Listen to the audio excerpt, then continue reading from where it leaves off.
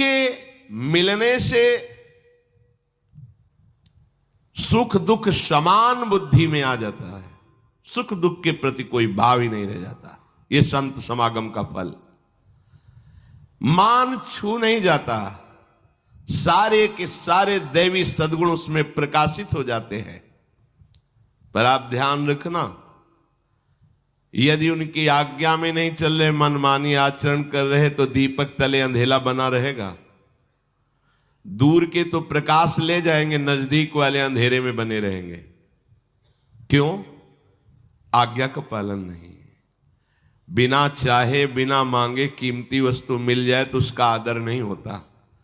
जब बहुत दौड़ भाग करके एक बार झलक मिल जाए तो अपने को कृतार्थ मानते हैं, क्योंकि उनके हृदय में भाव जागृत हुआ, एक बार इन संत को देख लूं, नजदीक से प्रणाम कर लूं, अहो वो फूल जाते हैं, अहो भाग्य। और जो संत के प्रभाव के भोक्ता बन गए, प्रभाव, उनके प्रभाव से अच्छी वस्तुएं आना, उनके प्रभाव से सम्मान मिलना, उनके प्रभाव से अयोग्य होने पर भी प्रतिष्ठा होना, वो फिर संत की वास्तविक महिमा में प्रवेश नहीं पाता। ध्यान देना, संत के प्रभाव का भोगी कभी संत की महिमा को नहीं जान पाएगा, ना संतत्व उसमें आ पाएगा। उनके प्रभाव को हमें भोगना नहीं है, हमें उनकी आज्ञा पर वैसे ही प्रभाव वाला बनना है। जहां हमारे गुरुदेव की स्थिति, वहीं हमें पहुंचना है। भगवान और भगवान का वैभव दो हिस्से हो गए। ये संसार भगवान का मायाकृत वैभव है। भगवान का भक्त सिर्फ भगवान को चाहता है, उनके वैभव को नहीं। जो उनके वैभव को चाहता है उसमें भगवान की चाह करने की योग्यता ही नहीं रह जाती। ऐसे ही गुरुदेव और गुरुदेव का वैभव, जो गुरुदेव को चाहता है वैभव उसके पीछे डोलता है, और जो गुरुदेव के वैभव को चाहता है वो गुरुदेव की चाह ही नहीं कर पाएगा, वो गुरुदेव को समझ ही नहीं पाएगा। इसलिए जो संत महात्माओं की आज्ञा के अनुसार उनके हृदय की स्थिति प्राप्त करने पर अपना जीवन कृतार्थ समझते हैं, वही वास्तविक संत का लाभ ले लेते। नहीं तो उनके प्रभाव से देखा गया है, महापुरुषों के प्रभाव से दुनिया का वैभव उनके चरणों में लुटता है। वो वैभव भोगी जान ही नहीं पाते कि हम किन के पास हैं, हमें क्या लेना था इनसे, क्या लेके रह गए। जो संत समागम दुख सुख में समान बुद्धि, मान रहित होकर दैवी संपदा को धारण करने की योग्यता और परमात्म तत्व का बोध करा देते हैं, जिससे मद मोह लोभ शोक क्रोध आदि ये सहज में नष्ट हो जाते हैं। ऐसे भगवत प्रेमी महात्माओं का सेवन, सेवत साधु द्वैत भय भागे, श्री रघुबीर चरण लय लागे, देह जनित विकार सब त्यागे, आहा तब फिर निज स्वरूप अनुराग, अनुराग सो निज रूप जो जगते विलक्षण देखिए, संतोष सम शीतल सदा दम देहवंत न लेखिए, निर्मल निरामय एक रस तेहि हरस शोक न व्यापई, त्रैलोक पावन सो सदा, जाकी दशा ऐसी भई। गोस्वामी जी कह रहे, जब हम भगवत प्रेमी महात्माओं का सेवन करते हैं तो द्वैत भ्रम भाग जाता है। द्वैत भ्रम, प्रभु के सिवा कोई और है, कुछ और है, ये बात खत्म हो जाती है।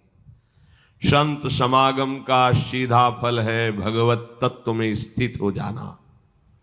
सर्वत्र अपने आराध्य देव के दर्शन होने लगते हैं संत आज्ञा का पालन करने पर। प्रभु के चरणों में अविरल भक्ति, अखंड प्रीति, अव्यावृत भजनात्, अखंड भजन तन्मया, हर समय स्थिति प्रभु में, ये संत समागम का फल। शरीर और शरीर से उत्पन्न हुए सारे विकार संत समागम से शांत हो जाते हैं।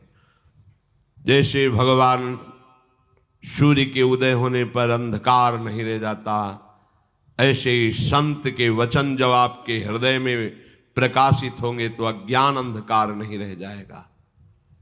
वचन, खास बात संतों की कृपा उनके वचन हैं, जो अनुभव से भरे हुए वचनों को स्वीकार कर रोज सत्संग सुनते हैं, मनन नहीं करते, आचरण में नहीं उतारते, तो स्थिति वही है, कोई फर्क नहीं पड़ता।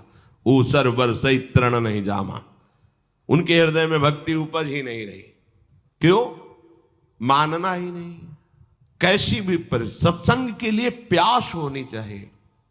पूज्य राधा बाबा महाराज ऋषिकेश में गठिया बात है, चल नहीं पा रहे, सत्संग रेत में हो रहा था गंगा जी की, तो जो सेवा में थे कहा भैया मुझे सत्संग में पहुंचा दो। वो सेवा करते करते कभी सेवकों में थोड़ा सा कड़ुआ भाव भी देखा जाता है, हो जाता है। पूज्यपाद उड़िया बाबा जी की सेवा में बाबू राम शाह जी रखते थे, बड़े बड़े आचार्य कोटि के महापुरुषों को भी कटुवचन बोल देते थे। तो एक बार शंकराचार्य जी ने विचार किया कि इतने बड़े महापुरुष के पास ये ऐसा कटुभाषी क्यों रहता है, इसका सुधार होना चाहिए, बाबा से कहेंगे। जब उन्होंने एकांत में देखा कि बाबा की परिचर्या सेवा में ऐसे मगन, तो उन्होंने कहा कि राम साहब जी आपके प्रति हमारी ऐसी भावना हो गई थी कि इतने बड़े महापुरुष के पास रहते तुम्हारा कटु भाषण और एक कटु चेष्टा, तो हम आपसे ही पूछते हैं ऐसा क्यों? बोले बाबा की कृपा से हमको प्राप्त हुआ है कटु भाषण। और अगर ये हमारे अंदर पहले से होता तो मैं जानता, लेकिन ये बाबा के संग से मिला है और बाबा के लिए मिला है। क्योंकि वो राम शाह जी बाबा को माता की तरह दुलार करते थे, जैसे माँ अपने बच्चे को।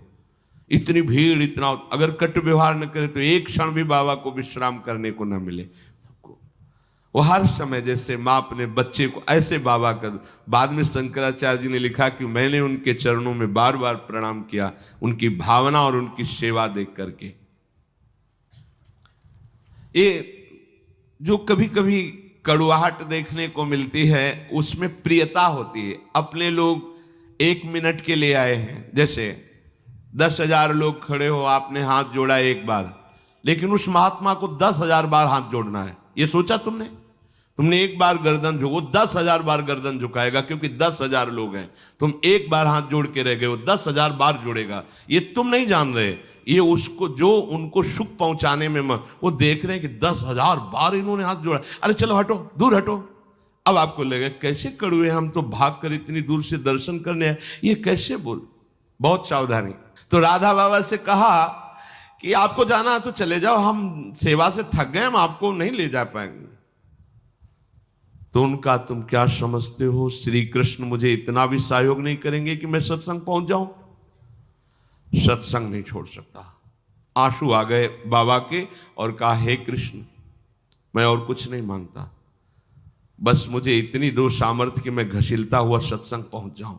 और बाबा ने डंडा उठाया और घसीलते हुए, कष्ट सहते हुए। इस बात से पता चला कि सत्संग की क्या महिमा है। इतने बड़े महापुरुष जो स्वयं सत्य में स्थित हैं, उनको किसी के सत्संग की जरूरत है, लेकिन वो सत्संग में जाते हैं। है कोई साधु समागम में ऐसा रस जिसके लिए सिद्ध महापुरुष भी सत्संग करते हैं। संतों का सेवन करने से शरीर के सारे विकार छूट जाते हैं। आप रोज सत्संग करते हैं, आप में फर्क नहीं पड़ रहा, मतलब है कि आप सत्संग के प्रति महत्व बुद्धि नहीं रखते।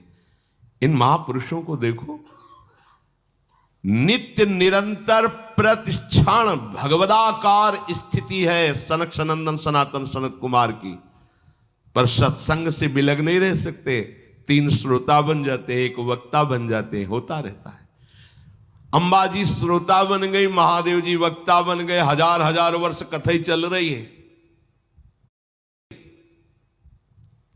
आप ऐसे भगवत कृपा प्रसाद रूप सत्संग को प्राप्त करके अपना परिवर्तन नहीं कर पा रहे, मतलब आपकी प्यास नहीं है भगवत प्राप्ति की, नहीं तो कैसी बात, सत्संग मिले और परिवर्तन ना हो। कह रहे संतों का सेवन करने से द्वैत का भय भाग जाता है, सर्वत्र परमात्मा बुद्धि हो जाती है, प्रभु श्री हरि के चरणों में प्रेम हो जाता है, वो ध्यान में आने लगते हैं, शरीर के सारे विकार अपने आप नष्ट हो जाते हैं। जो आज्ञा पालन साधन कर रहे हैं वो साधक जन देखें तुम्हें कौन सा विकार सता रहा है। आप देखो जैसे किले के अंदर सुरक्षित हो, बाण प्रहार हो रहा है, वो दीवार ही अपने आप उन बाणों को सह के बाहर ही नष्ट कर रही, ऐसे ही आपके ऊपर गुरु कृपा कवच है। आप मनमानी आचरण करेंगे तो किले के बाहर हो गए हैं, अब आप वार झेल नहीं पाओगे। ये काम क्रोधादि के ऐसे वार हैं कि बड़े बड़ों को परास्त कर देते हैं। अगर बच पाया है कोई तो गुरु कृपा कवच से निर्विकार, गुरु कृपा ही केवलम केवलम, और वो गुरु श्री हरि श्री प्रियाजू हैं और हम पे बड़ी कृपा है, बस हम बात मान ले।